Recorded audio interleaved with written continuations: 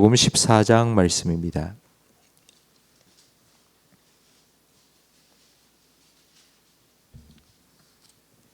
마가복음 14장 1절부터 9절까지 한 절씩 교독하겠습니다. 이틀이 지나면 유월절과 무교절이라 대제사장들과 서기관들이 예수를 흉계로 잡아 죽일 방도를 구하며 이르되 밀란이 날까 하노니 명절에는 하지 말자 하더라.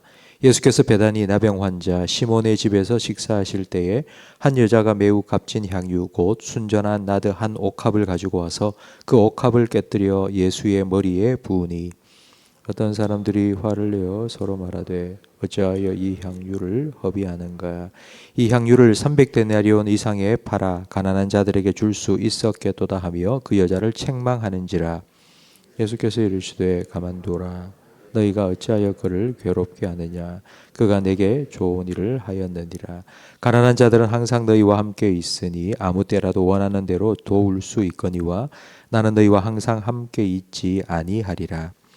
그는 힘을 다하여 내 몸에 향유를 부어 내 장례를 미리 준비하였느니라. 함께 읽습니다.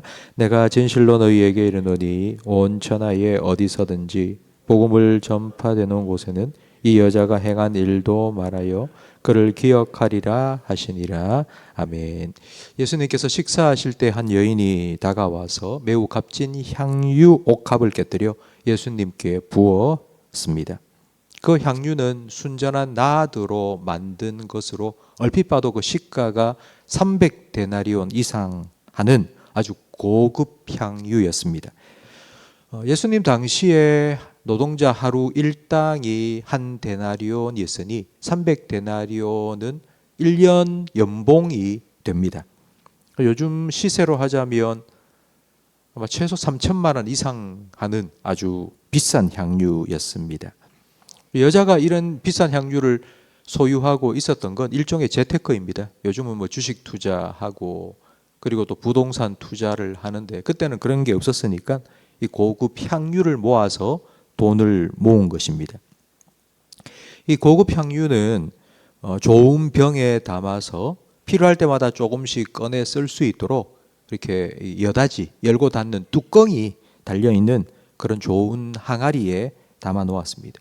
그런데 이 여인은 그 옥합을, 그 항아리를 깨뜨려서 한 방울도 남기지 않고 예수님께 부어 드렸습니다. 그 자리에 함께 있던 사람들이 화를 냈다고 4절에 기록되어 있습니다. 화를 낸 이유는 그 향유를 낭비했기 때문입니다.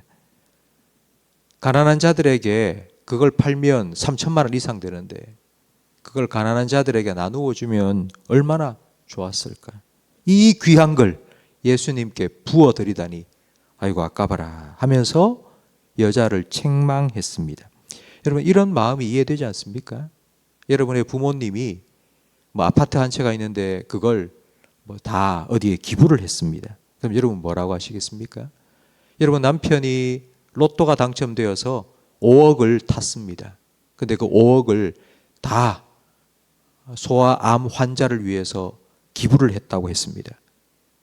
그렇다면 여러분은 잘했다고 하시겠습니까? 아니면 미쳤냐고 하시겠습니까?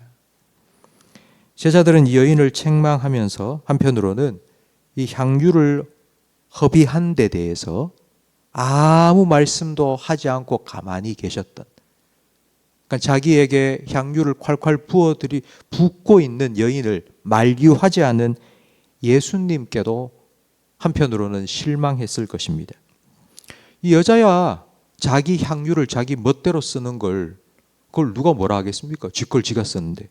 하지만 예수님 왜 가만히 계십니까? 하지 마라. 이 비싼 걸 왜 나한테 붓냐? 그래 하지 마라 하고 예수님은 말려야 되는 것 아닙니까? 근데 예수님은 가만히 계셨습니다. 예수님께서는 이 여인이 그 비싼 향유를 자기에게 부어 낭비하는 이 일에 대해 두 가지 말씀을 해주셨습니다. 첫 번째 7절 말씀처럼 가난한 자들은 늘 함께 있지만 나는 너희와 항상 함께 있지 않는다고 말씀하셨습니다. 예수님의 이 말씀은 이제 이틀 후면 6월절입니다. 그러니까 이틀 후면 예수님은 죽고 그리고 부활하시고 하실 것을 염두에 두고 하신 말씀입니다. 이 땅에서 예수님과 함께 할 수 있는 날이 얼마 남지 않았습니다. 다 좋은 일입니다. 가난한 자들을 구제하는 일도 좋은 일이고 예수님을 섬기는 일도 좋은 일인데 이 둘 중에 뭐가 더 긴급한 일이고 뭐를 우선적으로 해야 되는지 예수님께서 말씀해 주신 겁니다. 자녀들에게 아유 아빠하고 같이 여행 좀 가자라고 말하면 아마 대부분의 자녀들은 나 바빠요. 나 지금 공부해야 돼요. 지금 직장 다녀야 되는데 뭘 여행 가요? 라고 아마 다 거절할 겁니다. 그런데 만약 아버지가 중병에 걸려서 살 날이 얼마 남지 않았습니다. 그걸 안다면 아마 자녀에게 아빠하고 같이 시간 좀 보내자라고 말하면 학교 휴학하고 직장 사표 내고 함께 할 겁니다. 언제나 함께 할 수 있는 것이 아닙니다. 하고 싶어도 하지 못할 때가 옵니다. 가족과 함께하는 시간도 그리고 주님을 섬기는 일도 교회에 봉사하는 일도 하고 싶어도 하지 못할 때가 올 것입니다.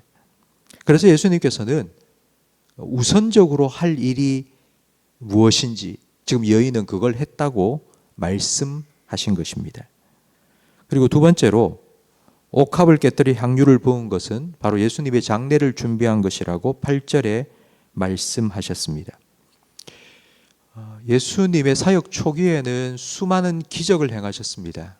병자들을 고쳐주셨고 오병이어 기적도 행하셨습니다.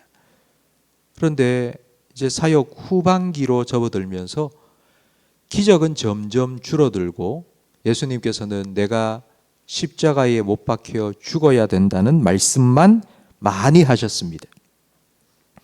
그러자 예수님을 그렇게 따르던 사람들이 다 떨어져 나갔습니다. 제자들만 남게 되었습니다.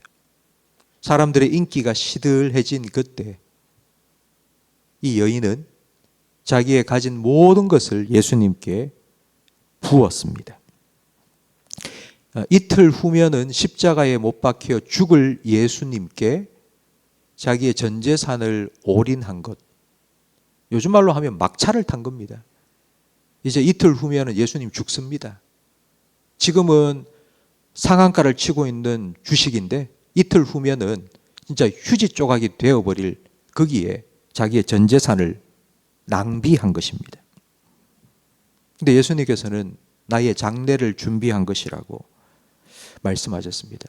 그러니까 이 말씀은 이 여인은 예수님 보기에 이 여인은 분명히 예수님이 십자가에 죽으실 것이라는 것을 알고 이런 행위를 했다는 것을 짐작할 수 있습니다. 여인은 옥합을 깨뜨려 향유를 예수님께 부어드렸지만 예수님께서는 육체를 찢어 보혈을 이 여인을 위해서 쏟으셨습니다. 여인은 이 예수님의 죽음이 어떠한 죽음인지를 알았기에 자기의 모든 것을 부어드렸습니다.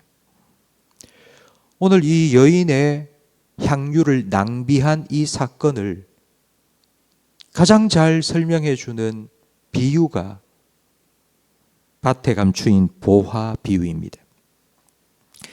한 농부가 소작농입니다. 자기 밭도 아니고 돈 받고 일하는 농부가 땅을 파다가 농사를 짓다가 퍽 하는 소리가 나서 파보니 거기에 보물 상자가 들어있었습니다. 그걸 덮어두고는 집으로 가서는 자기의 전 재산을 팔아서 그 밭을 샀습니다. 사람들이 볼 때에는 전 재산을 팔아 살 만한 밭이 아닙니다. 그 낭비입니다. 그런데 그 사람은 그 안에 보물이 있다는 것을 알기 때문에 그 밭을 자기의 전 재산을 다 팔아서 산 것입니다. 천국은 마치 밭에 감추인 보화와 같으니 사람이 이를 발견한 후 숨겨두고 기뻐하며 돌아가서 자기의 소유를 다 팔아 그 밭을 샀느니라. 우리가 예수님을 안다면, 예수님이 누구신지를 안다면, 예수님이 나를 위해 무엇을 했는지를 안다면, 예수님이 얼마나 나를 사랑하시는지를 안다면, 그 예수님이 세상의 그 어떤 것과도 바꿀 수 없는 나의 보배라는 것을 안다면 우리도 이렇게 할 수 있지 않겠습니까? 우리가 입술로만 예수님을 나의 주님, 주님이라고 부르고 사는 게 아니라 진짜 예수님을 나의 주님이라고 인정하고 살 수 있는 방법은 바로 예수님이 누구신지를 아는 것입니다.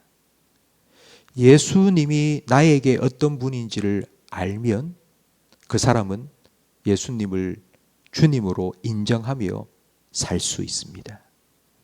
성도 여러분, 저는 성령님께서 여러분의 마음속에 바로 예수님의 사랑을 날마다 풍성하게 깨닫게 하시는 은혜를 허락하시기를 간절히 바랍니다.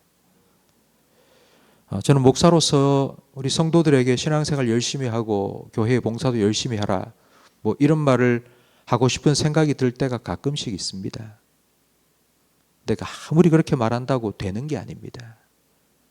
기도 열심히 하고 성경 많이 읽고 말씀대로 순종하며 살고 예배 잘 드리고 백날 천날 말해도 이게 잘 되는 게 아닙니다. 정말 주님의 사랑이, 예수님의 사랑이 우리 마음속에 부어지면 하지 마라 해도 옆에 있는 사람이 저거 미쳤냐, 저거 왜 저렇게 낭비하냐 라고 말해도 저절로 기뻐하면서 그렇게 할 수 있을 것입니다. 주님의 사랑이 성령으로 말미암아 우리의 심령 속에 날마다 풍성히 부어질 수 있기를 예수님의 이름으로 축원합니다. 기도하겠습니다. 나를 위하여서 십자가 위에서 물과 피를 다 쏟으신 예수님,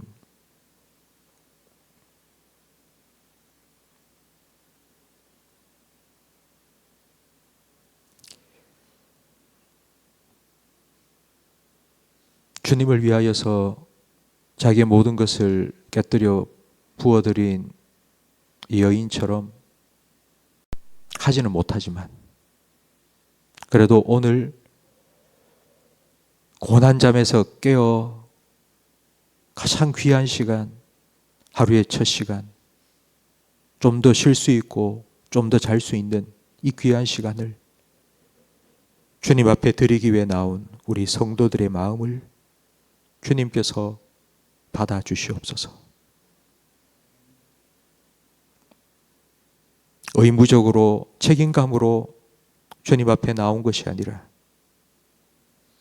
주님을 사랑하고 예수님을 더 가까이 하고 싶고 예수님과 오늘 하루도 이렇게 동행하며 살고 싶은 마음으로 첫 시간을 드리는 우리 성도들의 마음을 주님께서 받으시고 기도하는 우리 모든 성도님들의 마음에 성령으로 말미암아 하나님 아버지의 사랑을, 십자가의 사랑을 부어 주시옵소서. 오늘도 사랑하는 주님과 함께 동행하는 기쁨을 누리며 살아가게 해 주시옵소서. 예수님 이름으로 기도합니다. 아멘.